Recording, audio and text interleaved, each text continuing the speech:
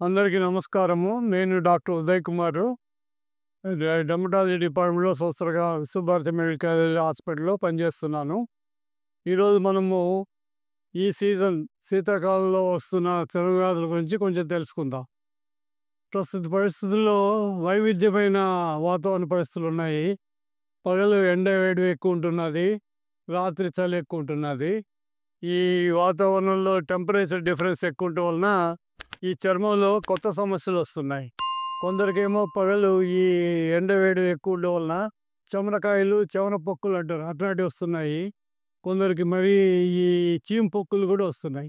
వెంట్రుకల దగ్గర నుంచి చీము పొక్కులు, బాయిల్స్ అంటాం, అట్లాంటివి కూడా కొందరికి వస్తున్నాయి. ఇది ముఖ్యంగా పిల్లల్లో కూడా ఎక్కువ వస్తున్నది ఈ మధ్యకాలంలో.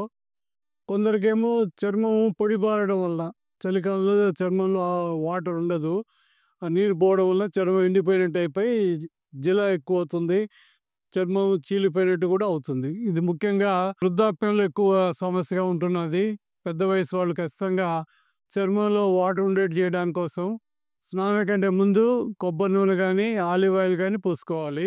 స్నానం అయిన తర్వాత కూడా ఒకవేళ మాయిశ్చరైజర్ ఏమైనా ఉంటే అది పూసుకోవాలి, లేదంటే కొబ్బరి నూనె మళ్ళీ ఇంకొకసారి పూసుకోవాలి. ఇలా చేయడం వలన చర్మంలో వాటర్ ఉండడం వలన దురద రాకుండా ఉంటుంది. దురద మరి ఎక్కువైతే దానికి హాస్పిటల్కి వచ్చి మాత్రలు తీసుకోవాల్సి వస్తుంది.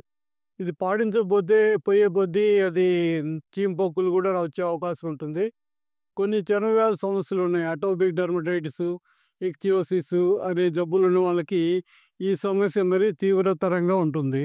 అటు వాళ్ళు ఖచ్చితంగా హాస్పిటల్కి వచ్చి డాక్టర్ గారిని సంప్రదించి దాని తగిన మందులు తీసుకోవాల్సి ఉంటుంది. ఈ జాగ్రత్తలు పాటిస్తే చాలా వరకు ఈ చర్మ వ్యాధుల్లో ఎక్కువ కాకుండా చూసుకునే అవకాశం ఉంటుంది. ఈ లక్షణాలు ఉండే వాళ్ళందరూ విశ్వభారతి జనరల్ హాస్పిటల్ ఉంది పెంచగలపాటి దగ్గర, దానికి వచ్చి ఈ చర్మ వ్యాధుల విభాగంలో చూపించుకొని ఖచ్చితంగా బాగు చేయించుకోవాల్సిందిగా కోరుతున్నాం.